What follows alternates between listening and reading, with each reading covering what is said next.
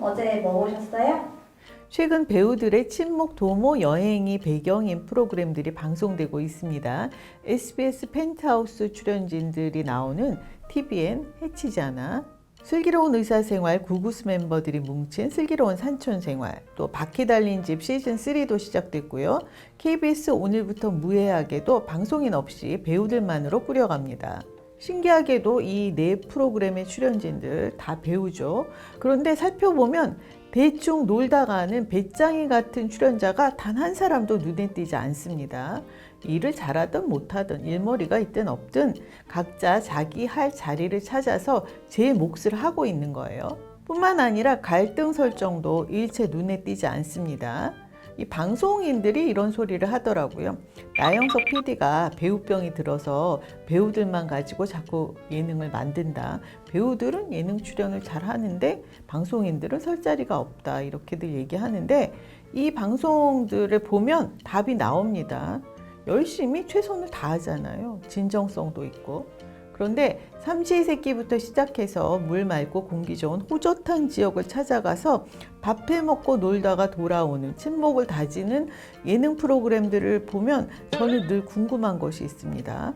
저 스태프들, 출연진 인원이 만만치 않은데 줄잡아 50명은 넘지 싶은데 그 많은 인원이 며칠 몇 날을 복작될 텐데 그럼 쓰레기 처리는 어떻게 하는 것일까? 이 쓰레기 수거 차량이 다니지 않는 곳도 많고 보통 이렇게 음식물 쓰레기는 각 가정에서 알아서 처리해야 한다고 하더라고요.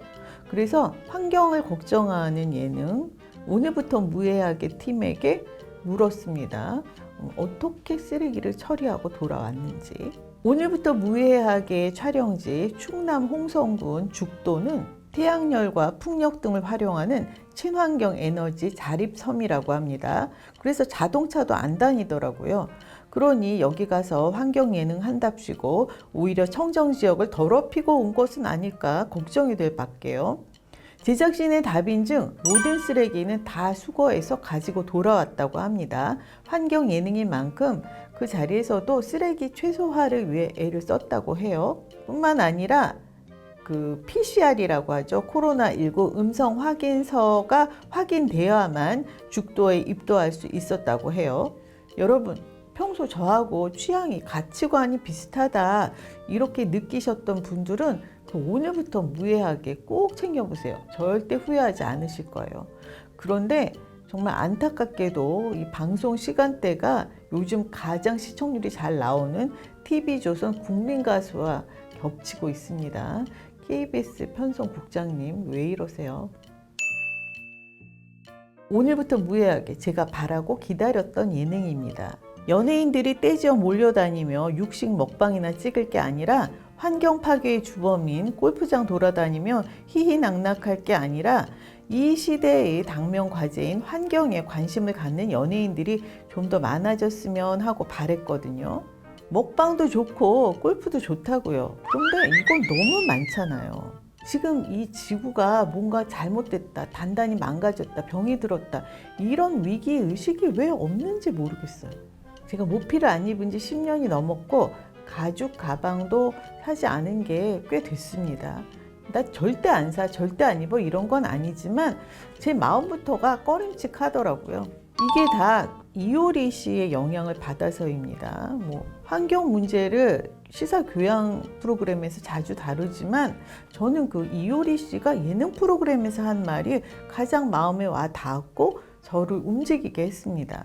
하지만 이 환경을 다루는 예능 보기 쉽지 않습니다. 왜냐하면 시청률이 안 나올 것이 너무 빤하고 따라서 광고도 안 붙을 것이 빤하잖아요.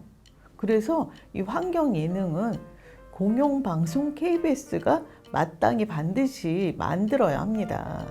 이 수신료의 가치를 입증할 절호의 찬스인 거예요. 2013년에 KBS가 무슨 마음을 먹었는지 환경 예능을 만들었었죠. 인간의 조건 기억하세요?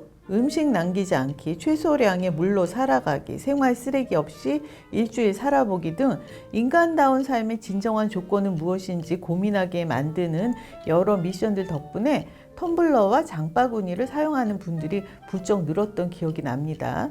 당시 제가 쓴 글을 보면 이 재활용품을 내놓을 적마다 양심의 가책을 느끼곤 했지만 솔직히 실천에 옮기지 못했다. 그러나 인간의 조건을 보고 나서 내가 바뀌고 있다.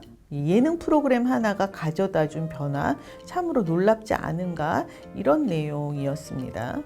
그런데 그때 했던 것들을 지금까지 대체로 계속 하고는 있지만 하지 않는 것들도 있고, 그 중에서 무휴지의 사용은 몇 배가 늘었더라고요. 제가 생각해 보니까 물티슈의 재료가 플라스틱이라고 하잖아요. 이게 썩기까지 최소한 100년이 걸린다고 합니다. 그런데 제가 그 몇 년 동안 쓴 그 무휴지의 양을 생각하니까 지금 끔찍하더라고요. 그러면 이걸 방송에서 자꾸만 상기시켜 줘야 하는데, 방송들이 상기시켜 주기는커녕 오히려 기업하고 손을 잡고 오히려 소비를 부추기고 있는 게 지금 방송이잖아요. 예능 프로그램의 진정성 여부는 시간이 흐른 다음에 드러나더라고요. 인간의 조건 시즌 1 출연자들은 그 환경에 대한 고민을 지금까지 계속하고 있을까요? 김준호 씨, 그 미운 우리 새끼에서 보셨죠? 배달 용기로 뒤덮인 집안 꼬라지 하며 절제라고는 일도 없는 삶. 김준현 씨는 인간의 조건 당시 슬슬 먹방으로 뜰 즈음이었는데 이후에 그 인간의 조건의 영향에서 완전히 벗어나 아예 반대편 길을 택했잖아요. 진정성 얘기가 나와서 말인데요. 2020년 그 지난해 여름에 그 김미려, 정성윤 씨가 TVN 신박한 정리에 출연했습니다. 진행자들의 권유에 따라 엄청난 양의 살림살이를 벌였고 깔끔히 정리된 집을 보며 눈물바람을 했었는데요. 그 몇 달 뒤 아예 좀 더 넓은 아파트로 이사를 갔더라고요. 그러더니 지난주 KBS 살림하는 남자들 2에서 옷을 정리한다고 거실로 끄집어내는데 이게 또 산더미예요. 불과 1년 사이에 그렇게 많아진 겁니다. 아마 신박한 정리를 보고 자극을 받아서 옷을 정리하신 분들, 막 버리신 분들 많으실 텐데요.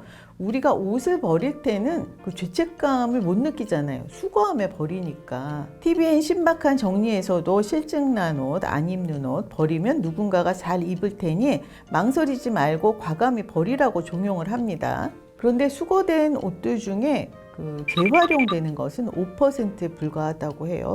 그리고 그 나머지는 전량 저개발 국가로 수출됐다고 해요. 우리나라가 헌옷 수출국 세계 5위라고 하네요. 이 수출이라고는 하지만 실은 그 나라의 쓰레기를 버리는 거죠. 전 세계 인구가 78억이라고 하는데 만들어지는 옷은 해마다 1000억 벌이 넘는다고 해요. 그 중에 1년 안에 사라지는 옷이 330억 벌. 저렴한 가격에 고민 없이 산 다음 한철 입고 버린 옷들, 내가 버린 그 많은 옷들은 어디로 갔을까요? 지난 7월 KBS 환경 스페셜에 나온 장면들 정말 끔찍해서 못 보겠더라고요. 저개발국들이 수입한 옷들을 하천에 마구 버려서 강 하나가 옷으로 뒤덮여 있었어요. 그 우리가 쉽게 사고 쉽게 버리는 그 옷 제품들의 태반이 미세 플라스틱으로 만들어진다는 거 알고 계시죠? 결국 그 미세 플라스틱들이 돌고 돌아서 또 우리에게 오는 거예요. 제가 그 KBS 환경 스페셜을 이 텔레비평에서 다루고 싶었는데 차마 말을 못 꺼냈어요. 왜냐하면 조회수가 폭망일 게 뻔하잖아요. 저는 괜찮은데 또 이 도와주시는 분들 사기 문제도 있으니까 얘기도 못 했는데, 그래서 이 오늘부터 무예하게의 시작이 저에게는 너무나 반가운 겁니다. 그런데 한편으로는 또 이 사람들 진짜야? 진심이야? 쇼하는 거 아니야? 이렇게 실눈을 뜨고 보게 되더라고요. 공효진 씨와 이천희, 전혜진 부부가 무공해 섬 죽도에서 탄소 발생 최소화를 위한 자급자족의 삶을 실천해 보는데요. 알고 보니 공효진 씨가 오래전부터 환경 문제에 관심을 두고 있었더라고요. 환경에 관한 책을 썼는가 하면 옷을 리폼해서 바자회를 여는 등 다양한 활동을 해왔다고 해요. 저도 옷을 리폼을 해서 입는데요. 영상 마지막에 리폼 팁 하나 알려드릴게요. 별건 아니지만. 공효진 씨가 그렇게 꾸준히 환경에 관심을 가져왔지만 그 실천하는 문제에 있어서는 2010년 그 책을 냈을 때와 별 다르지 않은 것 같다, 멈춰 있는 것 같다며 아쉬워했습니다. 제가 그 인간의 조건 시즌 1에 머물러 있는 것과 같죠. 이번 방송에서 탄소 배출 제로를 위해 애는 쓰겠지만 아마 완벽하게는 못할 것이다. 이런 전제가 더 믿음이 갔어요. 평소 아이스 아메리카노 마시고 싶은데 텀블러가 없으면 그냥 집에 가서 마셔야지 하고 포기할 때도 있다고 하니까 제대로 실천을 해온 겁니다. 저도 이렇게 텀블러를 가지고 다니는데 이 차 안에 두고 쓰지 이걸 가지고 일하는데 오지는 않거든요. 유난 떤다고 할까봐. 제가 공효진 씨 말 듣고 이제는 가지고 다니려고 합니다. 죽도에서 이 세 사람이 탄소 배출을 얼마나 적게 하느냐 여부에 따라 추후 산불 제일 지역에 몇 그루의 나무를 심는지가 정해진다고 해요. 그런데 공효진 씨가 나무 몇 그루가 중요한 게 아니라 실질적으로 시청자가 어떤 영향을 받느냐, 즉 긍정적인 효과를 얼마나 줄 수 있느냐가 관건이라며 의의를 제기했어요. 그러면서 제작진과 다시 의견을 나누는 장면이 나왔습니다. 또 SNS를 통해서 다양한 의견을 수렴하기도 했고요. 저는 이렇게 함께 의논하고 수정해 가면서 같이 만들어가는 과정이 보기 좋더라고요. 그런데 제가 아쉬운 거는 공효진 씨가 동백꽃 필 무렵을 마치고 바로 이 프로그램이 제작됐다면 훨씬 더 시청자에게 좋은 영향을 줄 수 있었을 텐데 좀 아쉬운 마음이 듭니다. 제가 이 프로그램을 통해서 다시 보게 된 게 이천희 전혜진 씨 부부예요. 요즘 부부 예능이 참 많은데요. 요 몇 년 새 방송에서 본 부부 중에 가장 자연스럽고 보기 좋은 부부더라고요. 이 보통 예능에 나오는 부부들 극단적이잖아요. 뭐 닭살이거나 아니면 과도하게 서로를 갈구는 그런 상황이거나. 그런데 이 둘은 서로를 아끼고 존중하고 배려하고 정말 이 두 사람 좋은 짝을 만났더라고요. 천생연분이죠.